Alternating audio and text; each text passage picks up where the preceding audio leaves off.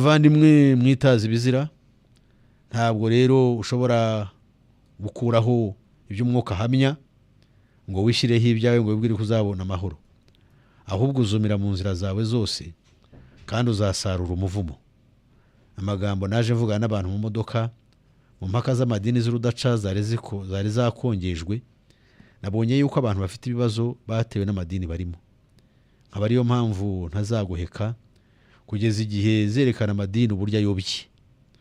Umurongo wa 6 ukagira uti, ariko dore mwebweho mwasuzuguye umukene, mbese ye abatunzi se batwaza igitugu bakubanira mu nkiko,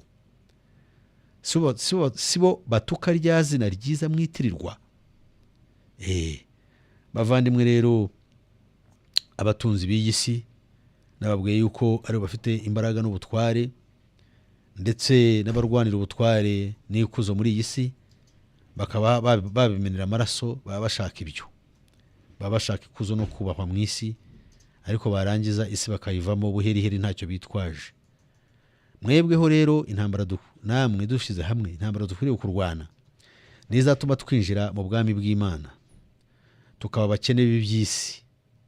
Ko abakene b'iby'isi ntivuze ngo tuzaba abastoics cyangwa abe epikuriyo batita ku bintu ibyo ari byo byose, cyangwa bikenesha nk'uko amadini amwe yigisha, akigisha yuko kuba umukene byonyine ubwabyo ari inzira y'agakiza. Ibyo ni ubuyobe bwa Satani. Ahubwo ni ukwanga ko ubutunzi bw'isi bwatuma butubera ikigirwamana, twakora ibishoboye iby'Imana duhereye ibintu tukabyishimira, byagwira tugashima Imana, byatuba nabwo ntibidukure ku kwizera no gukunda Imana, kandi ntibitume duhangayika ngo dutere umugongo ukuri, ahubwo byaba byinshi tugashima izina ry'Imana kandi tukarushaho kubikoreshereza umwami wacu. Bavandimwe, ndabinginze kugira ngo mutekereze ibyo. Atweretse yuko umukene adakwiriye gusuzugurwa, kuko abantu benshi muri iki gihe nk'uko twabivuze ubushize, dusubiremo kugira ngo tubibutse abatari bakurikiye cyangwa se n'abari bakurikiye kugira ngo turusheho kuryoherwa n'aya magambo. Umukene muri iki gihe arasuzuguritse ku isi, asuzuguritse kandi asuzuguritse mu gihe kibi, aho ubutunzi bugoye kugerwaho. Ikibazo cy'ibyitwa inflation cyangwa gutakaza agaciro kw'ifaranga, imishahara mike buri gihe n'ibihembo bidahagije nibyo bihabwa abari mu isi, maze bagahora bakora mu buryo bwa gicakara, bakazarinda bakubitwa katamwibura ntacyo bagezeho. Ni ukuvuga bakazarinda basaza ari babaye ntacyo bungutse, maze ibigurwa n'ifaranga bikarushaho kuba guhenda, abantu bagahora birukanka inyuma y'ibyo ngo bazagera ku butunzi. Ari nayo ntandaro y'ubwomanzi muri iyi si, aho urubyiruko rushaka kugira ngo rukire vuba rudaciye muri ayo makorosi ya kure, kandi atazagera mu by'ukuri icyo abugezaho, maze ayo makorosi bakayitaza, maze urwo rubyiruko rukinjira mu bintu byitwa betting n'ibindi bijyanye no gupima amahirwe bitakijyanye no gukora nyakuri.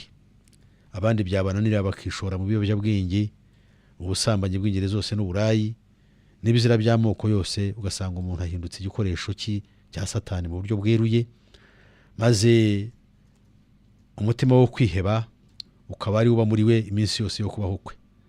Uwo nguwo ni ugeze n'igihe akiyahura cyangwa agahitana abandi. Turasabwa rero kugira ngo dutekereze neza, twebwe abari muri Kristo Yesu, umunezero wacu aho uri ntabwo uri mu by'iyi si, ahubwo uri mu ijuru. Mwene data w'umukene yishimire yuko afite isumbwe. Ubukene ntabwo ari ikintu cy'ejo, usibye yuko abandi benshi bajya gusenga ngo ubukene bubaveho ngo amateka yabo ahinduke. Ibyo ugasanga si ugushaka ubwami bw'Imana. Nyamara iyo ushatse ubwami bw'Imana, ibindi byose bishobora kukongererwaho, kandi Imana ikaguha ibigukwiriye ntukorwe n'isoni. Ariko iyo uhagurutse mu mutima wawe uhirimbanira ngo ube umukire, bityo bihindura amateka ngo y'iwanyu, kuko iwanyu nta wigeze ngo agura n'igare, nta n'uwigeze ngo arongorwa ngo wasezerane, n'ibindi byinshi umuntu abavuga, ntawigeze gutunga televiziyo.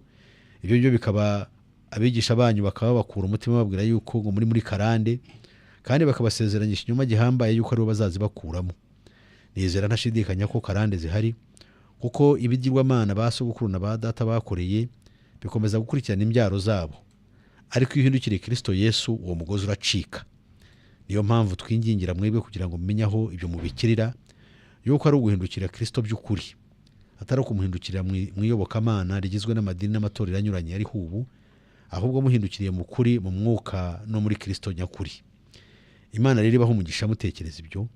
No mu gihe cya Yakobo yandika urwandiko abakene bariho, ariko aravuga ngo mwene data w'umukene yishimire yuko afite isumbwe. Isumbwe umukene afite turaribona mu kanya. Ngo naho umutunzi yishimire yuko acishijwe bugufi. Kubera iki? Kuko isezerano afite ari ryo kuzashiraho nk'uburabyo, uburabyo bw'ibyatsi. Ngo kuko uburabyo bw'ibyatsi izuba iyo rirashe rifite ubushyuhe bwotsa ryumisha ibyatsi, uburabyo bwabyo bugahunguka, ubwiza bw'ishusho yabyo bukabura. Uko niko umutunzi azimira mu nzira ze zose. Amina. Bakundwa, ijambo ry'Imana ni igitangaza, ritubwira ibintu bikomeye kandi by'igitangaza. Tugiye kureba rero isumbwe ry'umukene, ariko mbere yuko tugera ku isumbwe ry'umukene, umukene nagira ngo abanze atekereze ibi ngibi. Iyo ukijijwe uba ucishijwe bugufi, kuko ubusanzwe ubutunzi buhinduka ikigirwamana ku muntu, bugatuma umutima we wishyira hejuru, akiyemera, akarangwa n'agasuzuguro n'igikabwe gikomeye, ndetse no kutemera abandi, ndetse no kugaya abandi, kuko ubutunzi bwamuhinduye icyaremwe gipfuye muri Satani. Ariko iyo ahindukiriye Kristo aba icyaremwe gishya, maze agacishwa bugufi, akababaza uko yari ari. Bibiliya ivuga, yerekana ko atangira kuzirikana yuko azashiraho nk'uburabyo bw'ibyatsi, akamenya yuko ishusho ye izarangira ndetse igahunguka, nk'uko ishusho y'uburabyo nayo ihunguka iyo burabije. Nguko uko iminsi y'umuntu imera, iminsi yamara muri iyi si, nguko uko imera iminsi ye. Umuntu wese iminsi ye aba ameze nk'ibirabyo. Igihe kiragera akaba mwiza, akabonera, agakura, akaba igikwerere, akaba ijigija. Igihe kikagera akaba umukecuru cyangwa akaba umusaza, ibyo bikarangira. Kandi iyo birangiye ntibigaruka, ahubwo bigenda buheriheri. Akaba asabwa rero kwicisha bugufi mu butunzi bwe. Isumbwe rero ry'umukene turarisanga mu gice cya 2 cy'urwandiko rwa Yakobo, ku murongo waho mu by'ukuri wa 5 kugera ku wa 8. Hari amagambo agira ati: nimwumve bene data bakundwa, mbese Imana ntiyatoranyirije abakene b'iby'isi ngo babe ari bo baba abatunzi mu byo kwizera baragwa ubwami yasezeranyije abayikunda.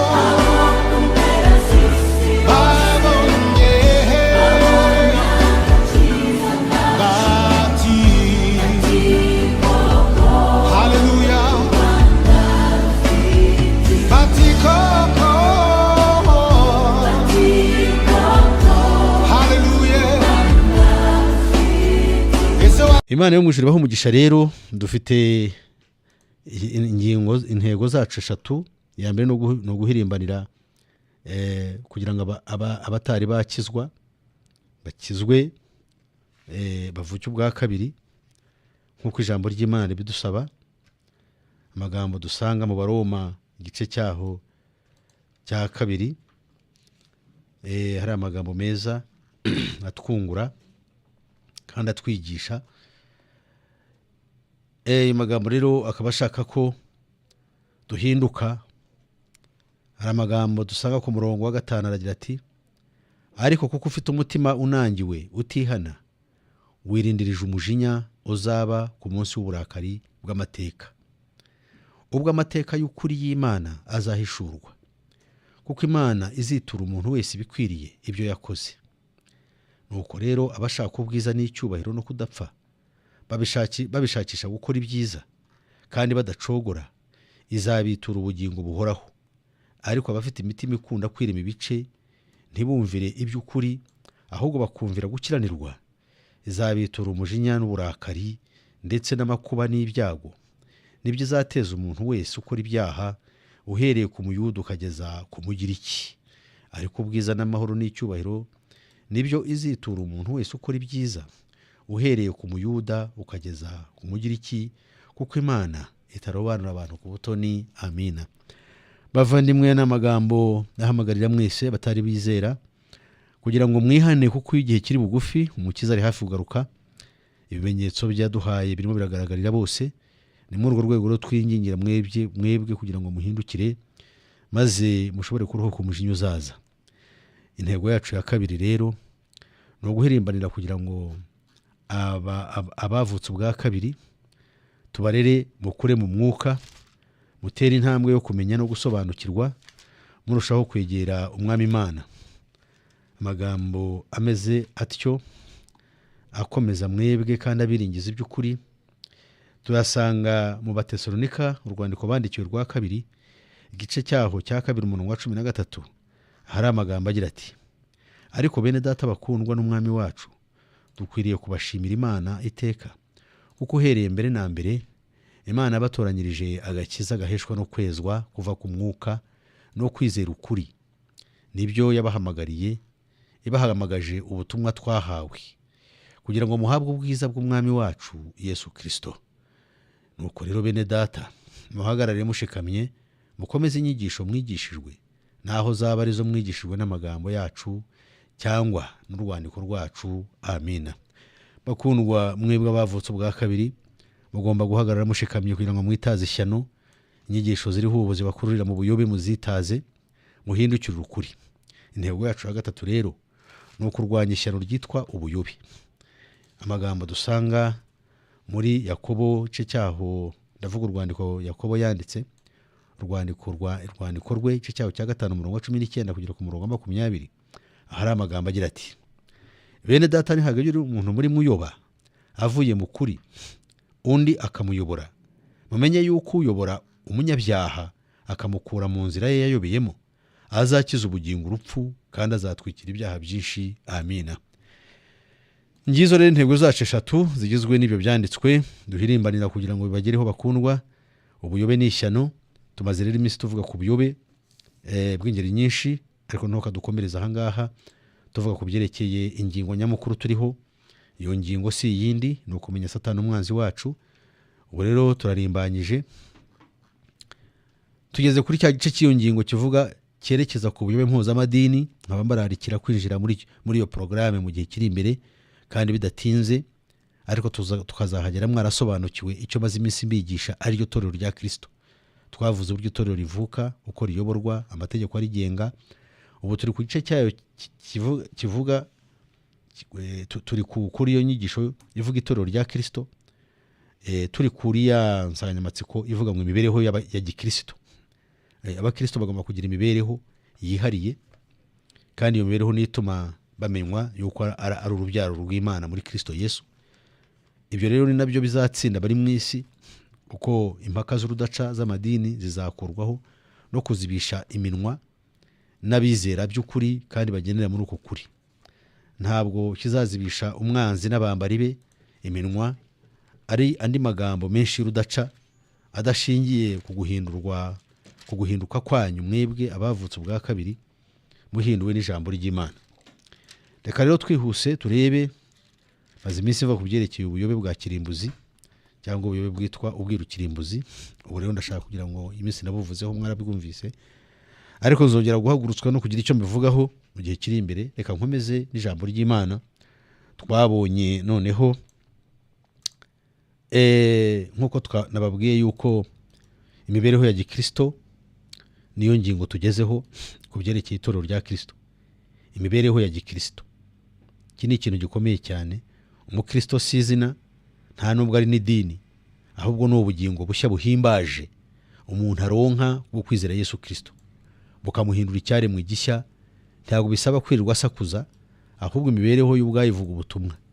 Abanyabyaha n'abapagani n'abanyamadini niyo bamwanze, ntacyo bahindura kuri we, ahubwo bakorwa n'isoni kuko badafite icyo bashobora kumurega. Ibyo nibyo dusaba kandi twingira Imana kugira ngo iduhe twebwe abahamagaye nk'uko Imana yabishatse.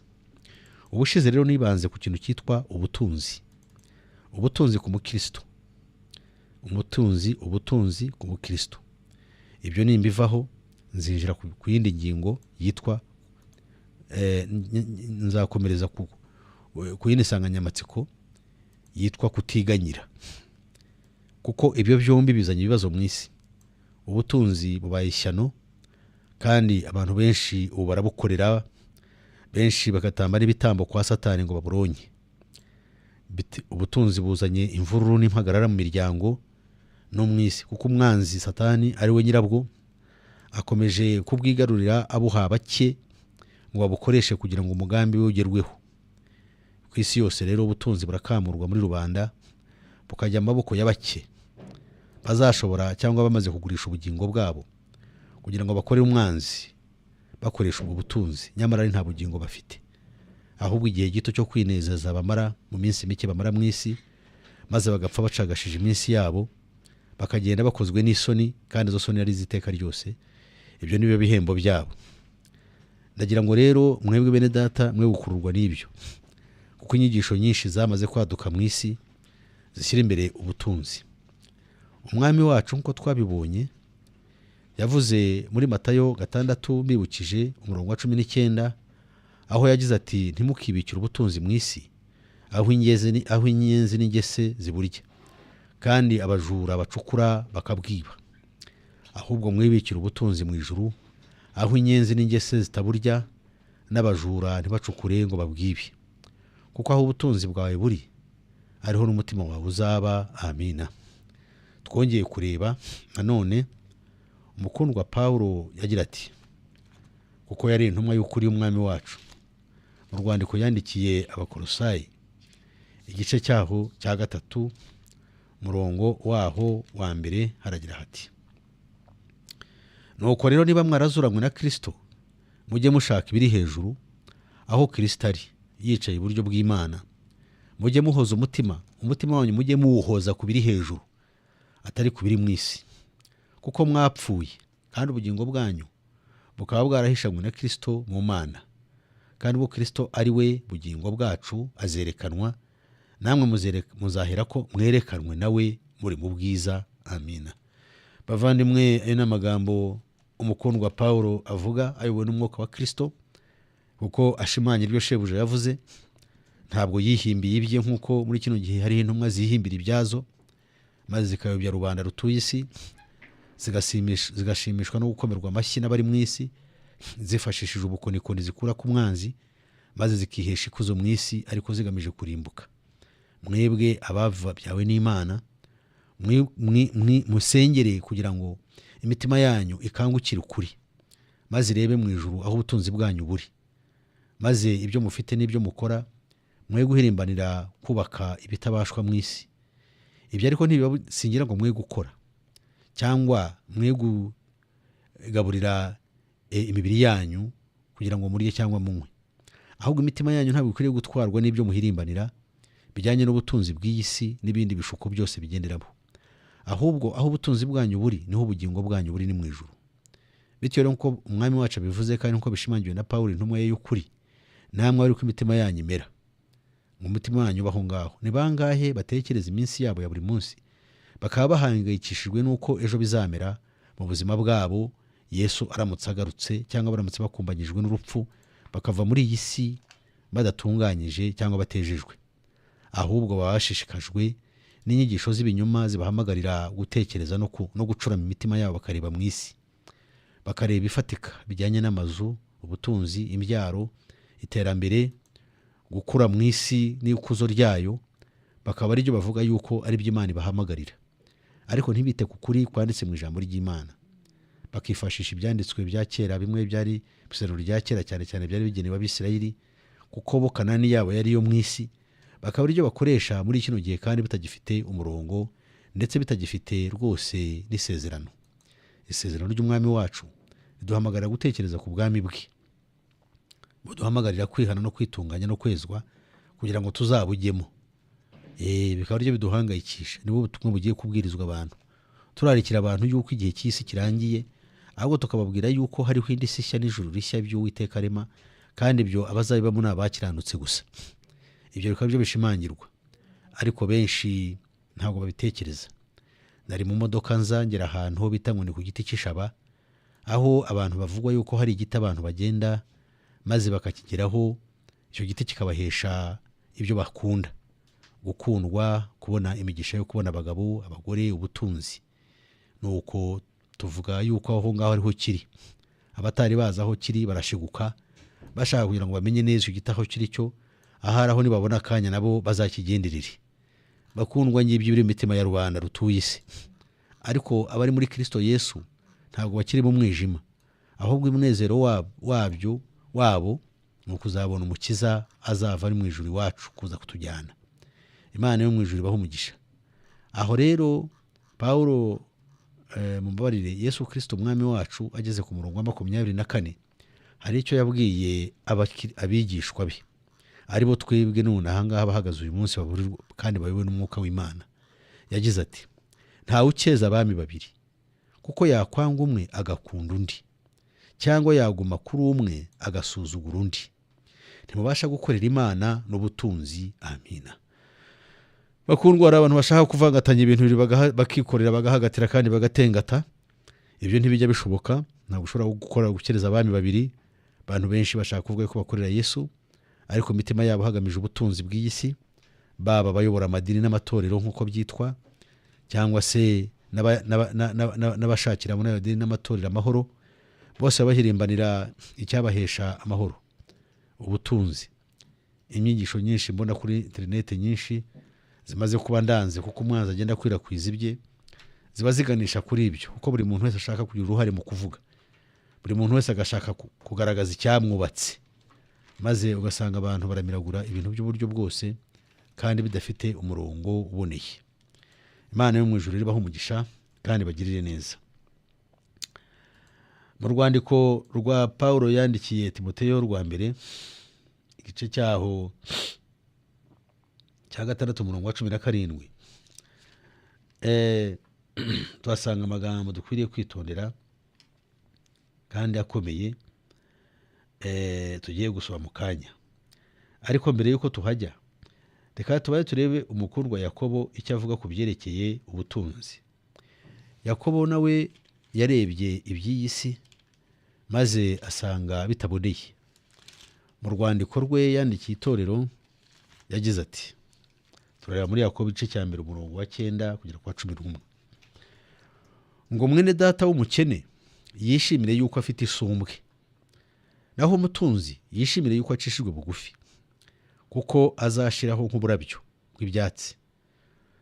Kuko izuba iyo rirashe rifite ubushyuhe bwotsa, ryumisha ibyatsi, uburabyo bwabyo bugahunguka, ubwiza bw'ishusho yabyo bukabura. Uko niko umutunzi azumira mu nzira ze zose. Amina. Bavandimwe, ndabinginze kugira ngo mutekereze ibyo. Atweretse yuko umukene adakwiriye gusuzugurwa, kuko abantu benshi muri iki gihe, nk'uko twabivuze ubushize, dusubiremo kugira ngo tubibutse abatari bakurikiye cyangwa se n'abari bakurikiye, kugira ngo turusheho kuryoherwa n'aya magambo. Umukene muri iki gihe arasuzuguritse ku isi, asuzuguritse kandi asuzuguritse mu gihe kibi, aho ubutunzi bugoye kugerwaho. Ikibazo cy'ibyitwa inflation, cyangwa gutakaza agaciro kw'ifaranga, imishahara mike buri gihe n'ibihembo bidahagije, nibyo bihabwa bari mu isi, maze bagahora bakora mu buryo bwa gicakara, bakazarinda bakubitwa katamwibura ntacyo bagezeho. Ni ukuvuga bakazarinda basaza ari babaye ntacyo bungutse, maze ibigurwa n'ifaranga bikarushaho kuba guhenda. Abantu bagahora birukanka inyuma y'ibyo ngo bazagera ku butunzi. Ari nayo ntandaro y'ubwomanzi muri iyi si, aho urubyiruko rushaka kugira ngo rukire vuba, rudaciye muri ayo makorosi ya kure, kandi atazagera mu by'ukuri icyo abugezaho, maze ayo makorosi bakayitaza, maze urwo rubyiruko rukinjira mu bintu byitwa betting n'ibindi bijyanye no gupima amahirwe, bitakijyanye no gukora nyakuri.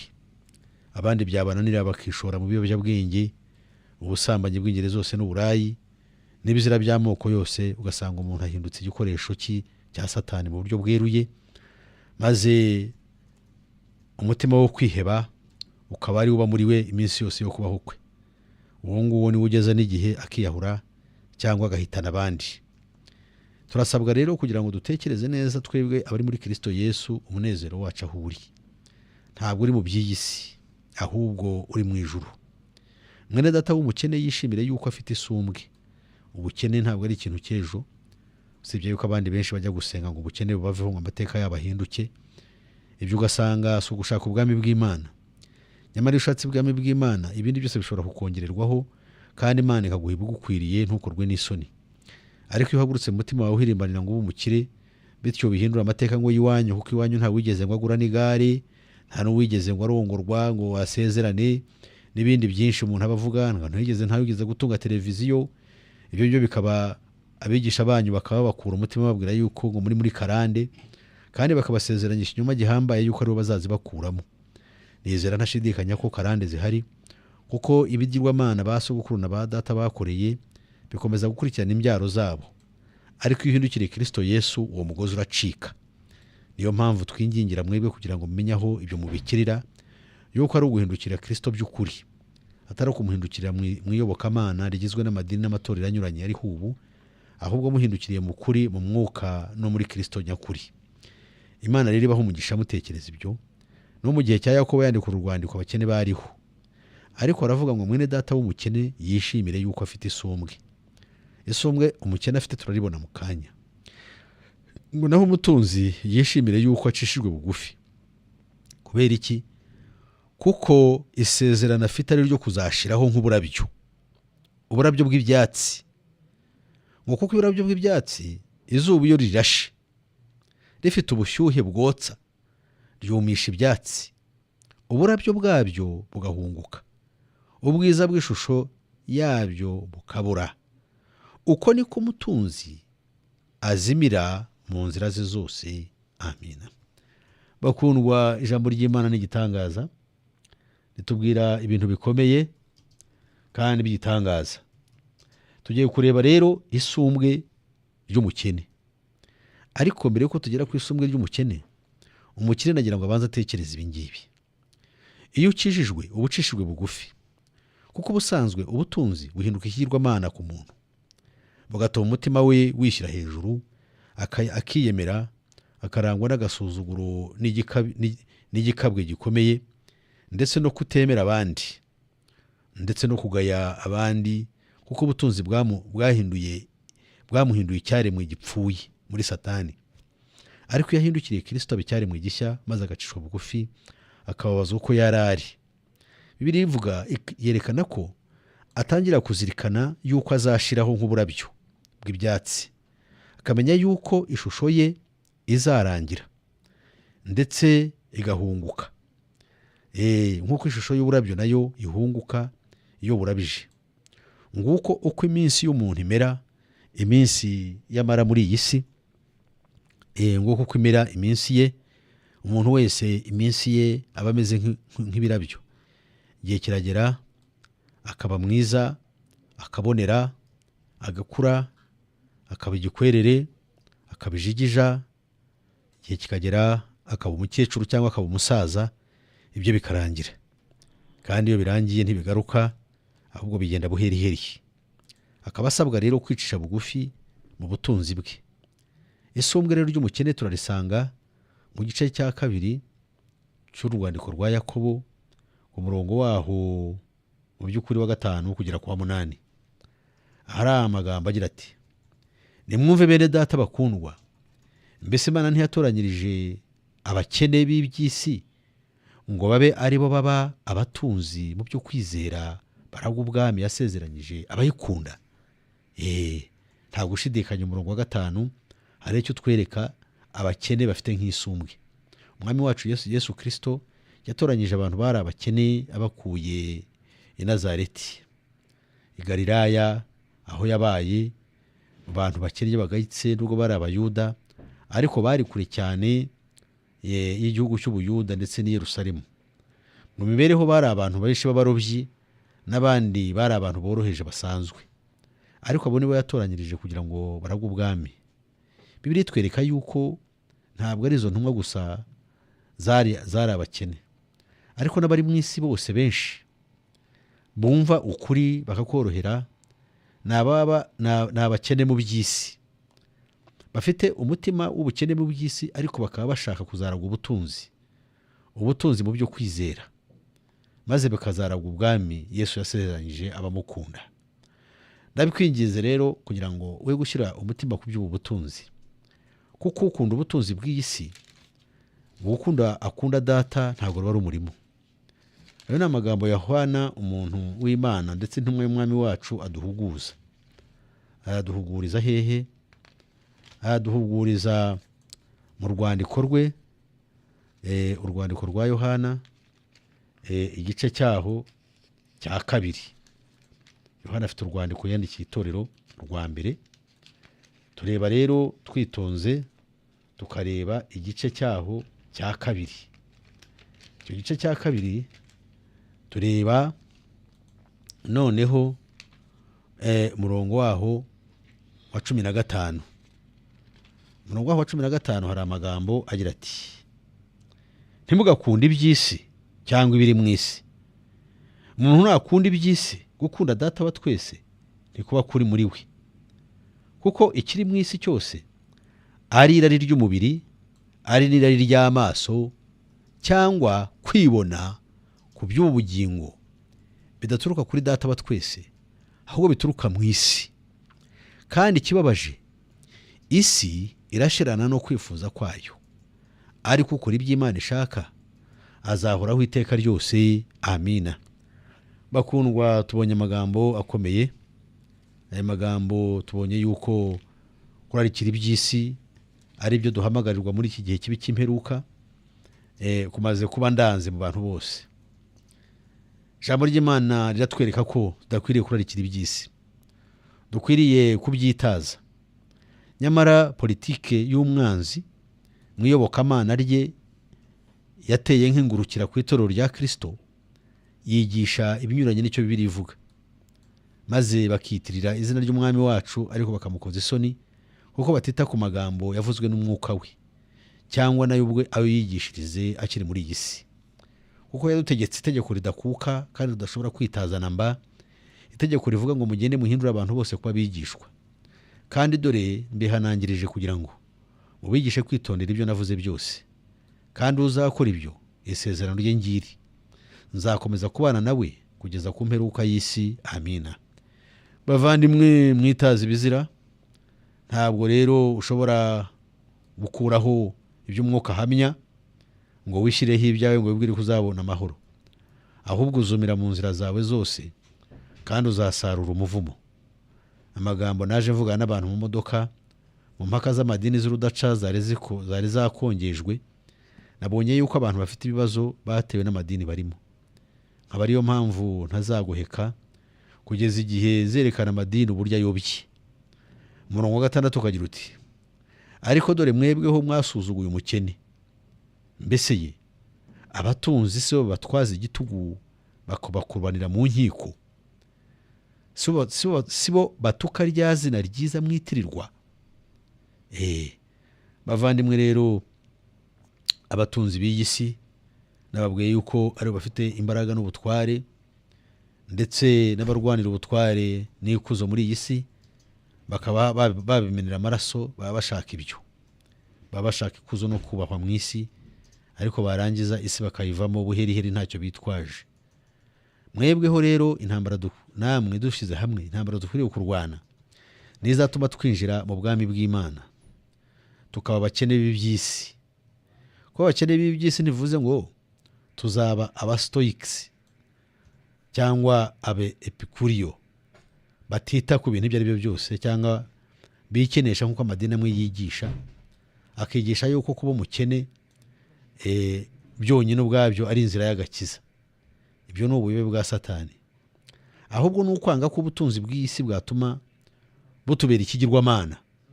Twakora ibishoboye, iby'Imana iduhereye ibintu tukabyishimira, byagwira tugashima Imana, byatuba nabwo ntibidukure ku kwizera no gukunda Imana, kandi ntibitume duhangayika ngo dutere umugongo ukuri.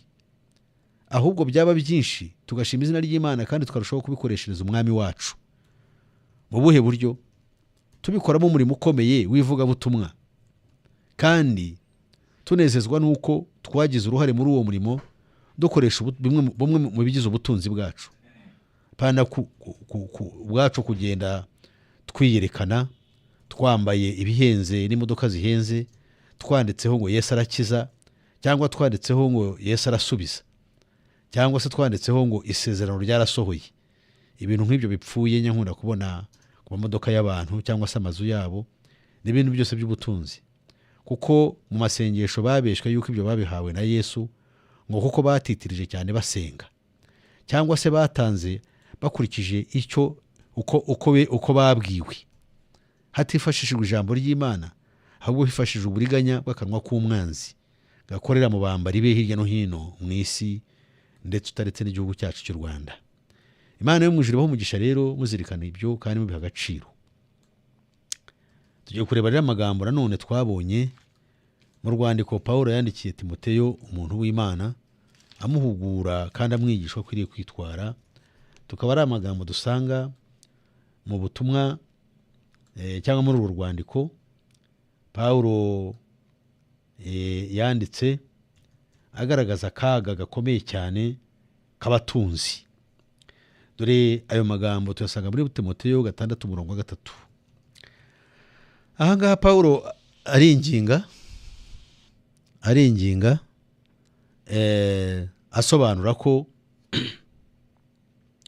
asobanura neza ko abatunzi bashobora kuzagusha ishyano, kandi yiyama abazana inyigisho zitari zimwe zitandukanye n'ukuri.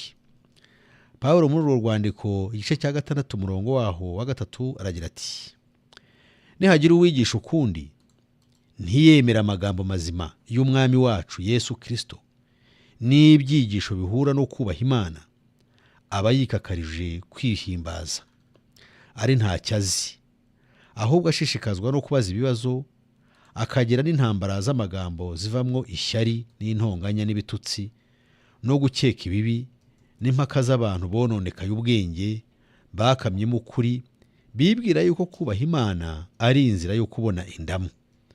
Bakundwa, igihe mbashije abantu benshi ndetse n'abanyumva birashoboka yuko harimo abari muri abo bavuga nk'ibi ngibi bakabihakanya cyangwa bakabisuzugura, bumva yuko atari ukuri, ahubwo bashishikajwe n'inyigisho zibabwira iby'ubutunzi, maze bakajya impaka bagatuka n'ukuri. Bo barononekaye mu bwenge kandi bakamyemo ukuri, kuko ukuri ni Kristo. Bakibwira yuko rero kubaha Imana ari inzira yo kubona indamu. Abantu benshi bigisha abandi yuko ngo nibajye mu by'Imana, Imana ijye mu byabo.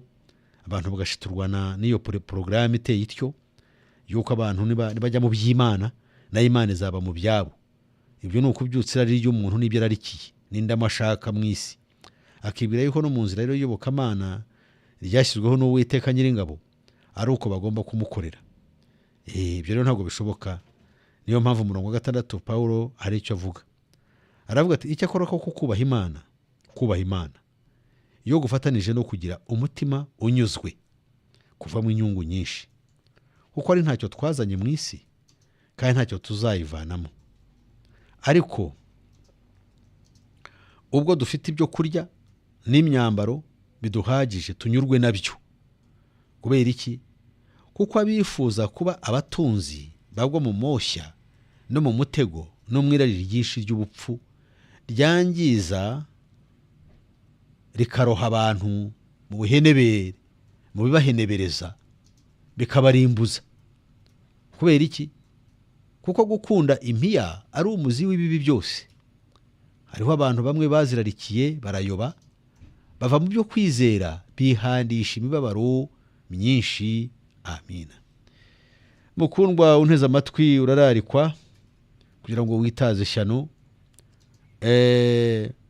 benshi muri kino gihe kugira ngo babone uvuga iby'imitima yabo irarikira.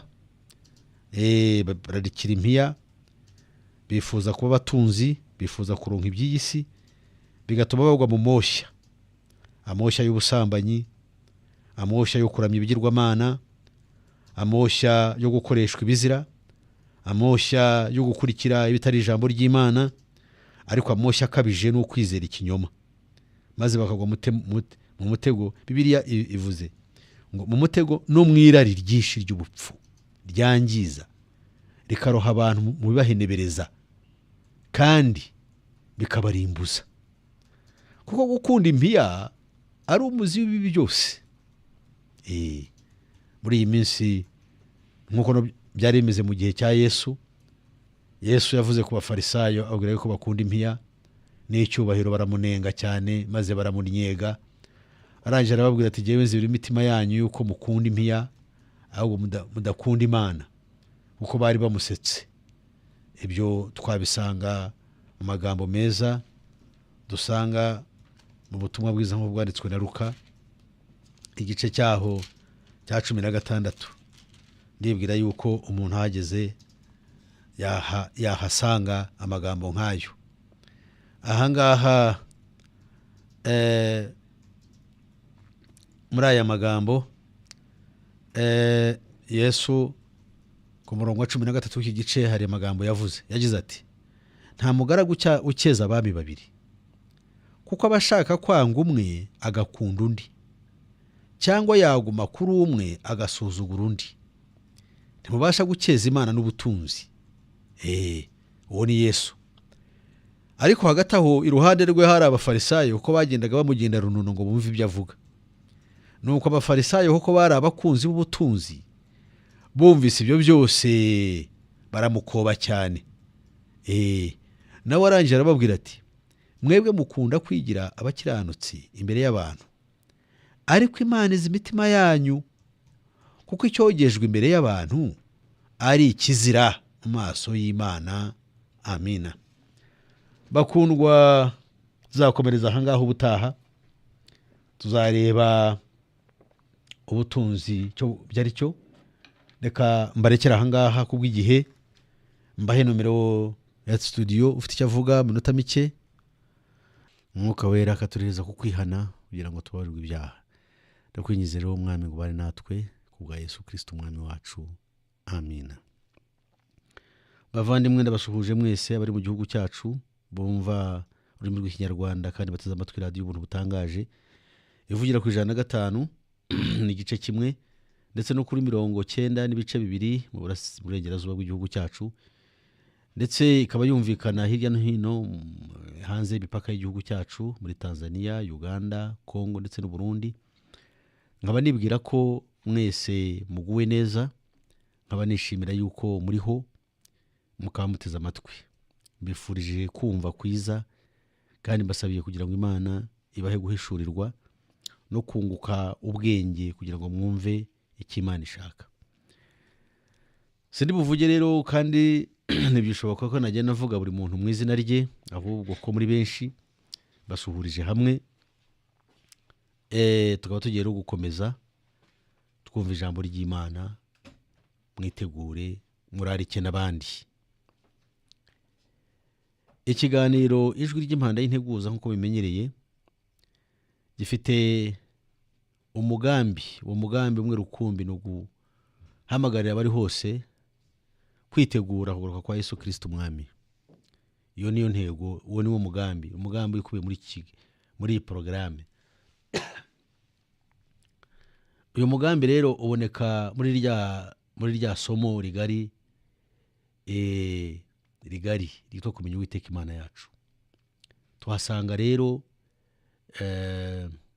iki kiganiro ijwi ry'impanda y'integuza giteguriza kugaruka kwa Yesu Kristo, kandi tukagisangamo na porogaramu twababwiye cyangwa gahunda twababwiye yitwa gusubira ku rufatiro rw'ubutumwa bwiza.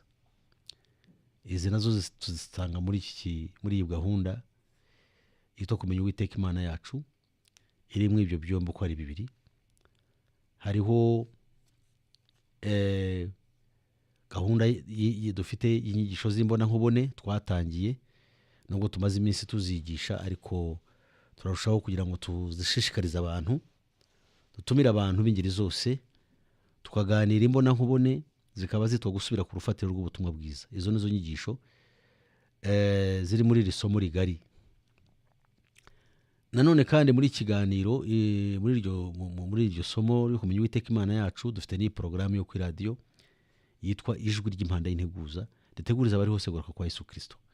Imana rero ibahe umugisha. Inyigisho yacu muri byombi ni Yesu Kristo wabambwe, kuko niwe isi ikeneye, kuko ariwe wayiremye, niwe wayitangiye ayibera igitambo, none kandi ayibereye n'umutambyi. Aduha umwuka we kugira ngo ature muri twe, ari we musimbura we muri buno bugingo iminsi yose kugeza ku mperuka y'ibihe. Imana yo mu ijuru ibahe umugisha. Rero dufite intego eshatu. Ya mbere nk'uko mubizi ni ukurwana inkundura, kugira ngo abari mu isi bumve ukuri maze bihane bahindukirire Yesu Kristo. Iyo tuvuga ibyo tubibwira bose, abaremwe bose, abari mu madini n'abatayafite, yaba amadini ya gikristo cyangwa ayitwa amadini y'isi. Imana rero ibahe umugisha mutekereza ibyo. Intego yacu ya kabiri ni uguhumuriza ndetse no kungura bene data bavutse ubwa kabiri aribo bagize itorero rya Kristo, kugira ngo barusheho gukura uko bukeye n'uko bwije. Kandi intego yacu ya gatatu ni ukurwana inkundura yo kurwana n'ishyano ryitwa ubuyobe. Ubuyobe bukaba bumaze kuba icyago.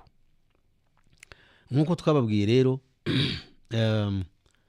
kandi tunabatekereza, tunababwira na bw'ubu na bugingo n'ubu, dufite ingingo tumaze iminsi tuvugaho kandi tugifite umwanya wo kuvugaho yitwa kumenya Satani umwanzi wacu. Byagaragaye ko abantu benshi mu iyobokamana ririho, kumenya Satani ntabwo byitabwaho cyane. Nyamara Satani arakora, ndetse ibyo akora biragaragara kandi byahanuwe mu byanditswe byera. Isi iragaragara yuko iri mu butware bwe, n'abantu barushaho kugenda basayisha basubira muri we, ndetse n'iyobokamana yamaze kuryigarurira, rikaba ari we rikorera, ni nawe riteguriza we ubwe azaboneka mu ishusho y'umuntu yitwa Antikristo. Ubwo rero azaboneka mu gihe gikwiriye, nibwo isi izaba igeze ku marembera yo kurangira. Ibyo rero twamaze kubona, kandi ntabwo tukibishidikanyaho yuko amadini yose nk'uko n'ubundi byateganyijwe, nk'uko twabibabwiye ko byateguwe na Illuminati. Illuminati ikaba ari projet yatangiye mu mwaka w'1776 mu kwezi kwa gatanu tariki yako ya mbere, ariwo abantu benshi bizihiza nk'umunsi mukuru w'abakozi cyangwa umunsi mukuru w'umurimo. Bityo rero ni umurimo we yatangijeho kugira ngo ashyireho ubwami bwa Antikristo. Uhereye icyo gihe rero ibintu biragenda bivuyangwa bigenda bisubira inyuma. Tukaba rero dushaka kugira ngo Satani amenyekane neza, abantu be kujya bafata ibintu bifatira hejuru kandi bamenye n'uburyo akora. Tumaze rero iminsi tuvuga yuko iyo ngingo ifite ibice, ingingo ivuga ngo tumenye Satani umwanzi wacu ifite ibice. Tumaze iminsi rero dushaka kugira ngo tubasezeranya kubagezaho igice cy'ingenzi cyitwa ubuyobe mpuzamadini, kubera yuko Sekibi ari we se w'ibinyoma, ni nawe uzabizana. Ubwo rero tuzagenda tubivugaho, tugaragaza uburyo akora n'imikorere ye, cyane cyane noneho ayobya abari mu isi, kandi yifashishije ikintu cyose bahurumbanira kujyamo ariyo madini. Hagati aho ariko tukaba twarabaje kubabwira itorero rya Kristo, kugira ngo mutabivanga amadini n'itorero. Ntabwo itorero rishobora kubaho ridafite Kristo, ariko amadini yashobora kuba adafite Kristo. Turabizi ibyo, kuko yo ashyira imbere amahame n'imyizerere yayo, ari nayo mpamvu atavuga rumwe, kandi yose yitirirwa Kristo.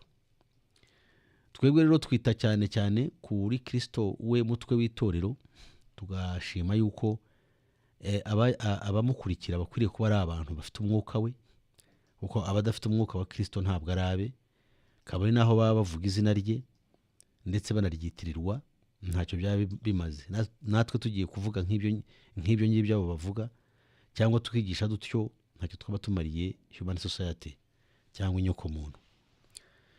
Imana ibahe umugisha. Rero sinjya gusubiramo uko twavuze uko itorero ritangira, twari tumaze iminsi tubivuga, ahubwo tugeze kuri ya ngingo ivuga ngo imibereho ya gikristo. Iyo tumaze iminsi tuvugaho ko twabonye yuko umukristo agomba kugira ibimuranga muri buno buzima, ntabwo agomba kurangwa n'idini cyangwa n'izina, ahubwo turashaka kwita ku byo Yesu yavuze, tukabona kubyibukiranya natwe ubwacu, kandi icyifuzo cyacu no gusenga kwacu kaba gushingiye kuri icyo.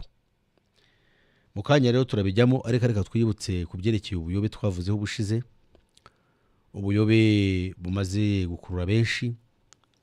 Twavuze yuko ubuyobe bwitwa ubwirukirimbuzi burakurura abantu benshi muri iyi minsi, kandi nta mugayo, kuko abantu barabanje bayobera mu madini y'ibinyoma, basanga nta musaruro urimo. Ubu rero iki cyavutse, baracyakira n'inyota nyinshi, ariko mu minsi mike bazaba bamaze kumenya yuko bibeshye, nta kintu kirimo, nacyo yuko baba barakurikiye ubusa kandi bazaba barataye igihe cyabo. Ibyo rero tukabigirira impuhwe, tugashaka kugira ngo tubatabare, tubabwiza ukuri, tukamenya yuko abakurikira ibyo ndetse n'ababirimo n'ababyigisha nabo ni victims, babaye victime b'ibinyoma biriho byagiye biba mu madini. Amadini ni umushinga w'umwanzi, kandi nanone n'ibi ngibi nabyo ni wo bizana, kuko buri gihe agenda ahindagura kugira ngo abantu barebe yuko hari igishya kije, nyamara nta gishya kirimo, ahubwo ni icyahozeho kera, ni inzira ye n'ubundi yakoresheje. Twabonye rero bimwe mu byo dushaka kuvugaho gatoya, nuko bavuze yuko ngo iwacu ntabwo ari mu ijuru. Icyo ni ijambo rikomeye cyane umuntu kuryatura, kandi ugasanga akurikirwa na benshi bitanywe n'abakristo. Nigeze kumva yuko harimo n'abapasitoro, byarantangaje, ariko nta mugayo. Iyo bavuze batyo rero biba bihabanye n'ibyanditswe byera, usibye yuko bo batabyemera. Ibyanditswe byera ntibabifata nk'aho ari ukuri, nta nubwo bafata nk'ijambo ry'Imana, ahubwo bavuga ngo yuko ari amagambo y'abantu bavuze ku Mana. Nyamara twebwe abizera yuko ari ijambo ry'Imana, reka mbinginge twumve ahubwo icyo Imana ivuga mu ijambo ryayo, mwebwe abagitera igeri batari bakombanywa n'iryo shyano. Reka twibutse amagambo atunezeza. Umukundwa Pawulo watoranyijwe n'umwami wacu Yesu Kristo, nawe yaramurwanyaga nk'uko abangaba bamurwanya, ariko yaje gutsindirwa imbere ye, kuko ntiwashobora gutera ibirenge ku muhunda, niko Bibiliya ivuga. Pawulo nuko yatsinzwe. N'abangaba turabasengera yuko igihe kiri imbere bashobora kumenya ukuri, kuko bigaragara yuko ari n'impuguke, ariko bakaba impuguke no mu kuri atari mu binyoma. Murongo wa 17 w'igice cya 3 cy'Abafilipi haragira hati: bene data, mugere ikirenge mu cyanjye muhuje imitima, kandi mwite ku bakurikiza ingeso zacu, izo mudufiteho icyitegererezo. Hariho benshi bagenda ukundi, abo nababwiye kenshi, nanone ndababwira ndira yuko ari abanzi b'umusaraba wa Kristo, kandi amaherezo yabo ni ukurimbuka. Imana yabo ninda, biratana ibiteye isoni byabo, kandi bahuza umutima ku by'isi. Twavuze kuri abangaba yuko barimo za kategori zose z'abayobye, baba abavuga ibya Yesu bavuga yuko bavuga ubutumwa ariko barayobye, baba abanyamadini, baba filozofe nk'aba bagenda nanone bimaginga cyangwa bavuka, isi kabakurikira. Abo bose bari muri iryo hurizo, ngo amaherezo yabo ni ukurimbuka. Imana yabo ninda, ikindi biratana ibiteye isoni. Nk'abangaba biratana ibiteye isoni, aho badatinya kuvuga yuko ngo ari ba antikristo, ngo ndetse n'iryo zina kuri bita ngo rirabanejeje. Ibyo ni ibiteye isoni baba biratana. Bibiliya ivuze yuko ari ibiteye isoni, n'ibiteye isoni byabo. Ikindi bahuza umutima ku by'isi. Benshi muri aya matsinda anyuranye y'abayobe, yaba avuga Yesu, yaba avuga filozofi, abihakana, byose isi niyo bahozaho umutima, kuko twemera yuko n'isi izarimbuka. Babwira abantu yuko isi iriho, ndetse bagasingiza porogaramu z'ubutware butegeka isi, kuko nabyo harimo ibanga rikomeye umuntu yagana irayitonze. Tuzi yuko hariho inyamaswa ntindi itegeka isi. Iyo ngiyo yashyizweho ngo izasiribanga isi, ibintu byose bishwanyuze.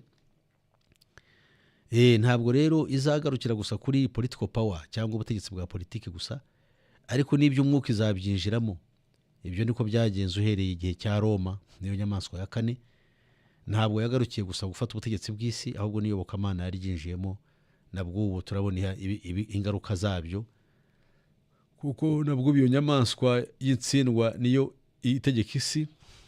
ariko igizwe abami bayo 10 bategeka isi bamaze kugaragara, ariko muri abo 10 haraza kuvamo 3 mu minsi mike, hanyuma hahaguruka undi uzaza avuye ikuzimu mu yandi magambo, kandi azaba afite isaha imwe yo gutegeka isi, hanyuma arimbukane nayo mu minsi mikeya. Imana rero ibaho umugisha mutekereza ibyo. Reka nihute shaka kugira ngo bageze iyo shaka kubabwira, ibyo nabyo twazafata umwanya tukabiganiraho. Nzi yuko Imana izampa akanya tukabiganiraho uko iminsi igenda yicuma. Umurongo wa 20 ukavuga ngo naho twebweho iwacu ni mu ijuru. Iwacu twebwe ni mu ijuru. Niho dutegereje umukiza ko azava, ari nayo mwami Yesu Kristo. Uwo ngo rero naza niwe uzahindura uyu mubiri wacu wo gucishwa bugufi, maze ngo akawushushanya n'umubiri w'ubwiza bwe, kuko afite imbaraga zo kumubashisha kwigandurira byose. Amina. Bakundwa, turabona ibingibi twavuze abangabo ko bameze, sinshaka kubatindaho, nagira ngo gusa mvuge ibyabo ndangiza kuri iki cyiciro. Ikindi bagenda bavuga ngo nibo bigisha ukuri, nyamara biri twereka yuko ukuri ari Yesu Kristo, nk'uko tubibona mu magambo ya Yohana intumwa y'umwami wacu y'ukuri, igice cyaho cya 6 mu murongo usanzwe umenyerewe. Yesu asobanura neza yuko ari we kuri, ndetse ari we nzira n'ukuri n'ubugingo.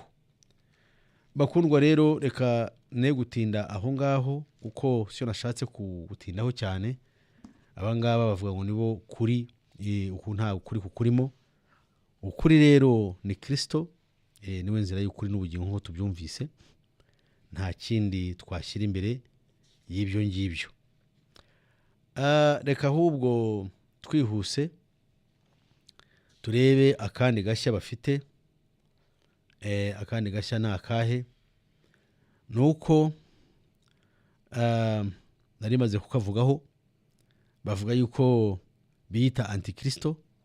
Ibyo rero bikaba ari ubwenge buke bukabije. Reka turebe muri Yakobo, iri jambo nshaka kubasigira dutekereze n'umurongo igice cya mbere umurongo wa 18.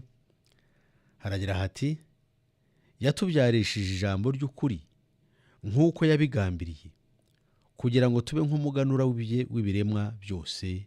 Amina. Bakundwa, ijambo ry'Imana yatubwiye ngo yatubyarishije ijambo ry'ukuri nk'uko ubwe yabigambiriye, kugira ngo tube nk'umuganura w'ibiremwa byayo.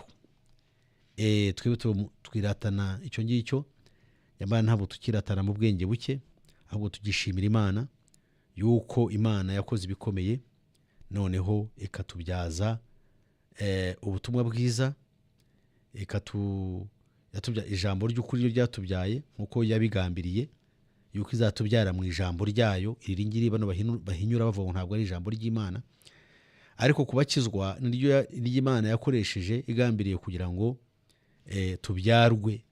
tubyarwe nayo binyuze mu ijambo ryayo. Hanyuma rero iryo jambo ryo rituma duhishurirwa ukuri, tukamenya Kristo kubw'umwuka waryanditse, noneho tukamwizera akaduha ubushobozi bwo kuba abana b'Imana. Bibiliya yongeye kuvuga yuko turi n'umuganura w'ibiremwa byayo. Nkaba nkwifuriza kugira ngo ube intwari nawe, kandi bugire umunezero niba warakiriye uko kuri. Niba ugihuzagurika nabwo, umenye ukuri kandi usenge Imana iguhishurira ukuri. Ababo cyane cyane ntibemera yuko n'Imana ikwiriye gusengwa, kuko nusenga Imana uraba ukurikiye umuntu ngo wayikwigishije, waho ugomba kwicara gusa ngo kumva ukuri, ngo maze ubwenge bwawe buhaguhishurira ukuri uko ariko. Hari ubwo rero byaba mahire wajya guhishurirwa ukuri, ugahishurira ukuri kw'Imana. Niba nawe ushaka gutekereza nkabo, utegereje guhishurirwa gusa guturutse ku bwenge bwawe, Imana nyisabye kugira ngo igufashe uhishurirwe ukuri, kandi uku kuri kuba ari ukuri kuzuye, ukuri kwaturutse mu ijuru. Imana mu ijuru ibahe umugisha. Rero tumaze iminsi rero tuvuga ku byerekeye itorero ry'Imana, tukaba tumaze iminsi tuvuga ku byerekeye amagambo y'umwami wacu, aho agira ati twavugaga ku byerekeye kutagirira ubuntu kwishimisha, twize ku byerekeye gusenga no kwiriza ubusa. Hanyuma ushize twari twavuze ku byerekeye kudakunda iby'isi. Amagambo rero twasanze muri Matayo igice cyaho cya 6 umurongo wa 19 kugera ku murongo wa 24. Turasoma wa 19 gusa na 24 kuko tushaka kwihuta. Ijambo ry'Imana rivuga ngo ntimukibikire ubutunzi mu isi, aho inyenzi n'ingese ziburya, kandi abajura bacukura bakabwiba. Ahubwo mwibikire ubutunzi mu ijuru, aho inyenzi n'ingese zitaburya, n'abajura ntibacukure ngo babwibe. Kuko aho ubutunzi bwanyu buri, ariho n'umutima wawe uzaba. Amina. Bakundwa, iyi si yuzuye ishyano ryitwa gukunda impiya n'ubutunzi, ndetse n'iyobokamana ry'iki gihe nicyo ryubatseho, ari nacyo kigaragaza yuko rituruka ku mwami wacu. Ni aya ngaya yitwa ngo ni amadini avuka cyangwa ayita amatorero mu binyoma, nayo yigisha ubutunzi, iterambere n'ibitangaza biba bivugwa, ni ibyo ngibyo gusa n'iby'ubutunzi. Ariko ijambo ry'Imana umwami wacu yavuze, kandi rikongera gushimangirwa na Pawulo umuntu w'Imana mu rwandiko yandikiye Abakolosayi igice cyaho cya 3. Ese naho ntitwahareba umurongo waho wa mbere kugera ku murongo wa 7. Umukundwa Pawulo nawe asonga mu rya shebuja kuko ntiyigishaga ibye. Agira ati, nuko rero niba mwarazuranywe na Kristo, mujye mushaka ibiri hejuru aho Kristo ari, yicaye iburyo bw'Imana. Icyo ni icya mbere. Icya kabiri, mujye muhoza umutima ku biri hejuru atari ku biri mu isi. Kubera iki? Kuko mwapfuye, kandi ubugingo bwanyu bukaba bwarahishanywe na Kristo mu Mana. Kandi ubwo Kristo ari we bugingo bwacu azerekanwa, namwe muzahera ko mwerekanwe nawe muri mu bwiza. Bakundwa, n'amagambo meza Yesu aratubwiye, kandi iyi porogaramu nababwiye yuko niba dushaka kuba imibereho ya Gikristo nyakuri, tugomba kubigisha amagambo Yesu yavuze ndetse n'intumwa ze ibyo byavuze. Ntabwo dushaka gukurikira ibyo abari mu isi bigisha, kuko bigisha ibijyanye n'irari ryabo, ntibite ku kuri guhishwe kandi kwahishwe dushaka kugira ngo guhishurirwe uyu munsi muri mwe. Ijambo ry'Imana riravuga ngo ntimukibikire ubutunzi mu isi, aho inyenzi n'ingese ziburya, kandi abajura bacukura bakabwiba. Ahubwo mwibikire ubutunzi mu ijuru, aho inyenzi n'ingese zitaburya, yewe n'abajura ntibacukure ngo babwibe. Kubera iki? Kuko aho ubutunzi bwawe buri, ariho n'umutima wawe uzaba. Bavandimwe, isi irapfuye, abantu benshi imitima yabo iracuramye, baricana, bararimbutse, abantu barikubira iby'imfubyi n'iby'abapfakazi, abantu barahuguzanya ubutaka n'ubundi butunzi, abagore barica abagabo n'abagabo nuko bapfa umutungo, abantu barasezerana barebana ku jisho, atari uko bakundanye, ahubwo buri muntu arebamo mugenzi w'ubutunzi, ubutunzi bw'isi. Yewe n'ibyitwa amadini nibyo baba barimo, nabo basezerana barahirana, ntabwo baba batekereza ibyo bwami bw'Imana, batekereza iby'isi. Umuntu arambagiza undi yamutekerezaho iby'isi, ntamureba amurebamo ishusho y'Imana. Ibyo bikaba ari akandare. Isi rero ikaba irimo ikumbagara, bikaba ari ishyano. Umwami wacu arabitubwiye rero ati, ntabwo mukwiriye kumera mutyo, ahubwo mwibikire ubutunzi bwanyu mu ijuru. Ni ukuvuga ngo niba ubutunzi bwawe buri mu ijuru, aho Kristo azaturuka, nk'uko tubyumvise mu kanya, yuko twebwe iwacu ari mu ijuru, kandi niho dutegereje Kristo yuko ariho azaturuka, akaza agahindura imibiri yacu yo gucishwa bugufi, akayishushanya n'uwe. Twakabaye ariho dutekereza, niyo twakabaye niyo byakabaye bidukura umutima, tukavuga tutayiwe nk'uba dutunguye kuko twamera dute. Buri gihe tukaba turwana no kwezwa kugira ngo tube dukwiriye kuzajya aho ngaho, ko n'ubutunzi bwacu buri. Yesu rero wavuye mu ijuru akaza mu isi, yarebye yuko ahatunganye hakwiriye ari mu ijuru aho yaturutse. Yabonye yuko mu isi nubwo ubutunzi tuba tubufite, budutera impagarara ko buri gihe igihe icyo ari cyo cyose bushobora kuducika, byaba biturutse mu bihombo, mu kwibwa, no mu bigeragezo byinshi bikomeye bimaze kuba ndanze. ejo navuganaga n'umuvandimwe nari maze imyaka myinshi ntabonana nawe, nsanga yaramugaye, abitwa ngo n'abana be yarabyaye imbere baramuhagurukiye, bityo bintera agahinda. Ndeba abana guhagurukira se bakagurisha n'ibye n'inka ze n'ibintu byose bakabitorokana, nyamara yarabapfiriye abatangirira kugira ngo bige, ariko ntacyo byamaze, ahubwo baramuhindutse. Bakundwa, ndagira ngo dukure ubwenge bwacu budafite umumaro. Umwami wacu yongeye kuvuga ku murongo wa 24 w'icyo gice, aravuga ati ntawe ukeza abami babiri, kuko yakwanga umwe agakunda undi, cyangwa yaguma kuri umwe agasuzugura undi. Kubera izo mpamvu rero ntimubasha gukorera Imana n'ubutunzi. Amina. Bavandimwe, hari benshi bikoraho bavuga ubutumwa b'iki gihe b'ibinyoma, bigisha gusa ubutunzi n'ibitangaza, kubaka amazu, kugenda ingendo zikomeye zo kujya mu bihugu byinshi, kugubwa neza no kurya neza bikaba aribyo bitaho. Ibyo rero Bibiliya igaragaza ko mu by'ukuri ntawe ushobora gufata impu zombi, ntawe ukeza abami babiri. Abo ngabo bakorera ibyo ngibyo, bakorera ubutunzi bw'isi, kandi ubwo butunzi hariho benshi babugezeho, ubutunzi bakaba babufite, ariko se niba babufite badafite ubugingo byaba bimaze iki? Ntacyo byaba bimaze.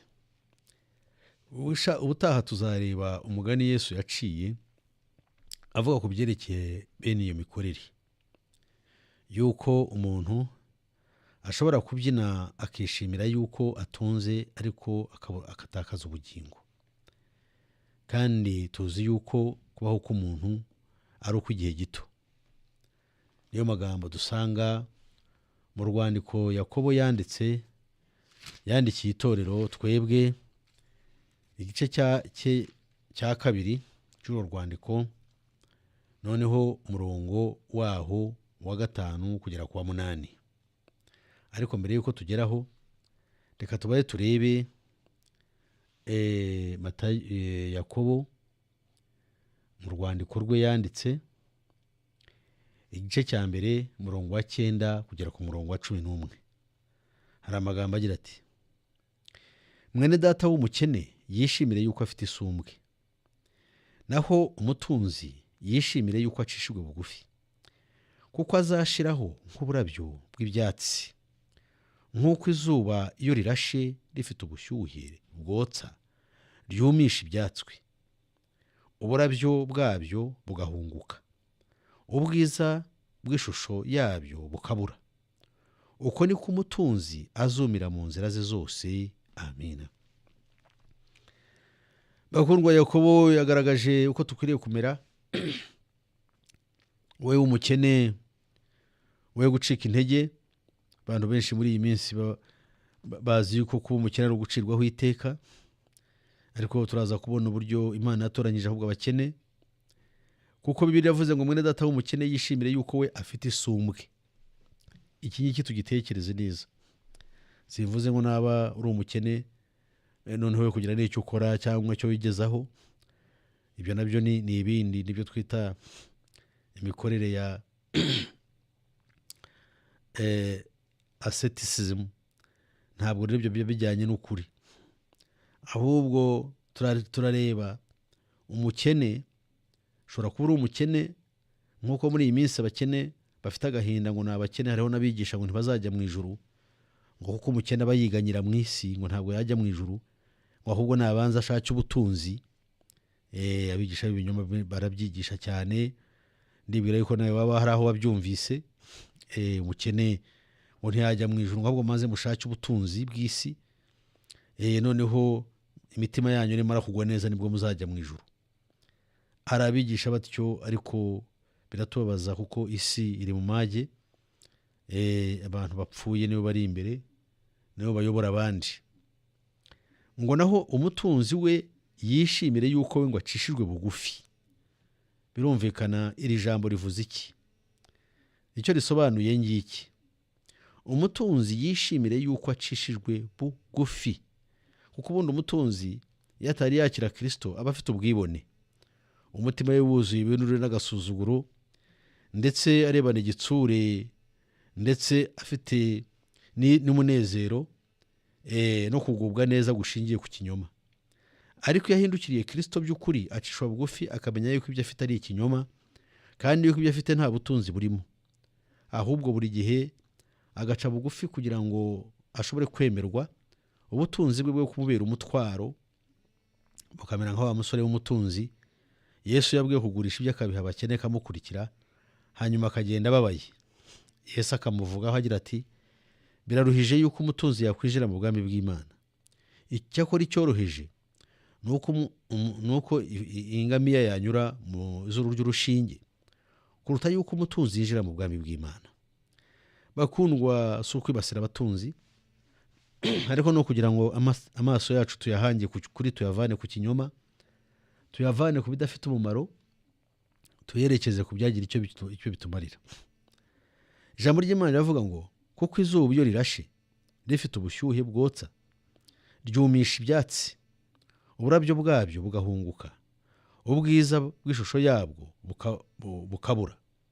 Ngo uko niko umutunzi azumira mu nzira ze zose. Amina. Bakundwa, amagambo yashingiye muri Bibiliya ntabwo ari amagambo y'amahimbano, ni amagambo aturutse ku Mana, ntabwo ashyeshya, ntabwo ari amagambo y'ibitabo byitirirwa Imana ariko ari iby'abadayimoni. Ni amagambo y'Imana atwereka ukuri kujyanye n'ubushake bw'Imana, kandi akatwereka ko dukwiriye kumera, kandi akatwereka icyo dukwiriye kuba cyo, nk'uko Imana ubwayo ibishaka, kandi Imana ikaba itugirira neza. Ishaka yuko tuba abantu b'Imana bajya mu bwami bwayo. Noneho se umurongo wa 5 w'igice cya 2 wo urashaka kuvuga iki? Mbere yuko ngusoma, ndagira ngo mbabwire yuko ku byerekeye ubutunzi bw'iyi si n'imibereho yayo, twe nk'abakristo bashaka kugira ngo tugende tugire imibereho ya gikristo, tudakwiriye gutwarwa nabyo. Muri iyi minsi hari gahunda yo kukenesha abari mu isi, ubutunzi bukiharirwa na bake. Nyamara itangazamakuru kuko rikorera umwanzi, itangazamakuru mpuzamahanga rigahora rivuga yuko hari ibisubizo, ngo yuko itandukaniro ry'abakene n'abakire ngo rishobora kuvaho, ndetse amanama agahora hirya no hino ku isi ngo yiga icyo kibazo. Nyamara mu ibanga akaba ari yakora ibyo, hagamijwe iki? Kugira ngo ibi byanditswe tugiye kubasomera bisohore. Umurongo wa 5 uragira uti, nimwumve bene data bakundwa, mbese Imana ntiyatoranyije abakene b'iby'isi ngo babe ari bo baba abatunzi mu byo kwizera, baragwe ubwami yasezeranyije abayikunda.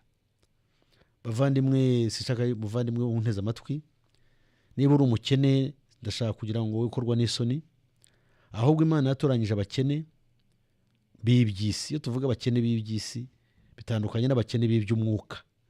Hari abakire mu by'isi ariko bakaba abakire mu by'umwuka. Kubitunga byombi rero ntibyoroheje.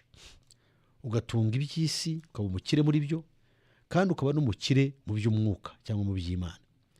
Yesu yaravuze ati, umuntu nguko uko umuntu amera, wa muntu uba ari umukire mu by'isi ariko atari umukire mu by'Imana.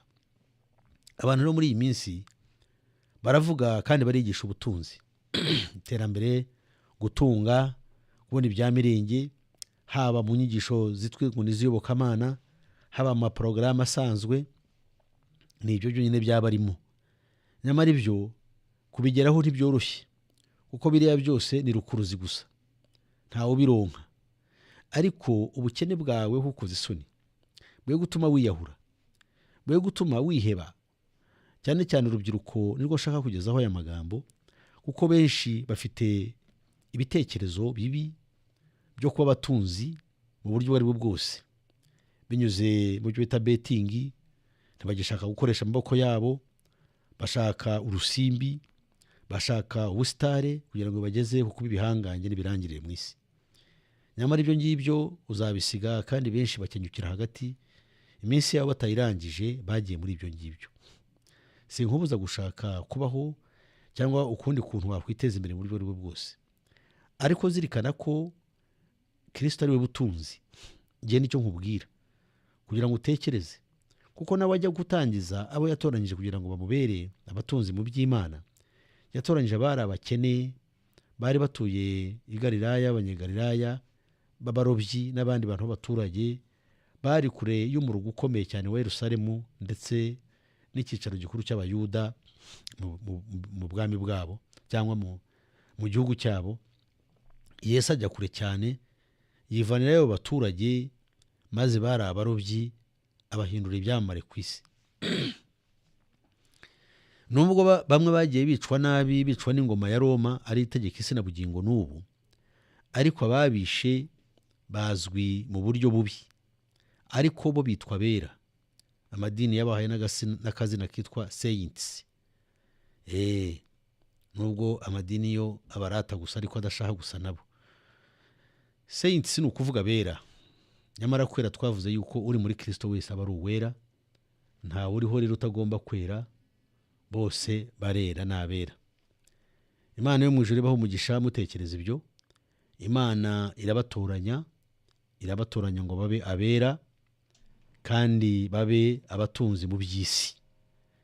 Mumbabarire, bari abakene mu by'isi, ibaha kugira ngo babe abatunzi mu byo kwizera, hanyuma baragwe ubwami yasezeranyije abayikunda. Bakundwa, ijambo ubwami ni ikintu gikomeye. Ubwami bw'Imana Yesu nibwo yigishaga, n'intumwa ze nibwo zigishaga.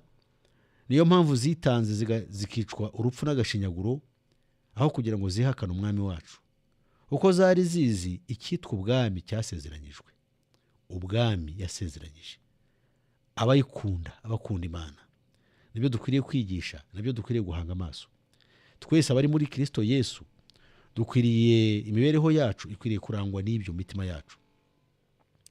Ab'isi bazatangara nibabona tutitaye ku byo bahurumbanira, bakareba twitaye ku kindi gikomeye.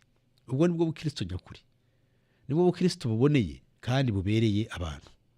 Murongo wa 6 kagira uti, ariko dore mwebweho mwasuzuguye umukene. Mwasuzuguye umukene, kandi birivuze yuko umukene twasuzuguye cyangwa usuzugurwa. Tumaze kumva yuko ari Imana yahaye ubutunzi bushingiye ku kwizera. Ngo dore mwebweho mwasuzuguye umukene. Mbese ye abatunzi sibo babatwaza igitugu, babakurubanira mu nkiko? Sibo batuka rya zina ryiza mwitirirwa? Nyamara niba musohoza amategeko y'umwami wacu, nk'uko byanditswe ngo ukunde mugenzi wawe nk'uko wikunda, muba mukoze neza. Ariko niba murobanura abantu ku butoni, muba mukoze icyaha, kandi mutsinzwe n'amategeko y'uko mwacumuye. Amina.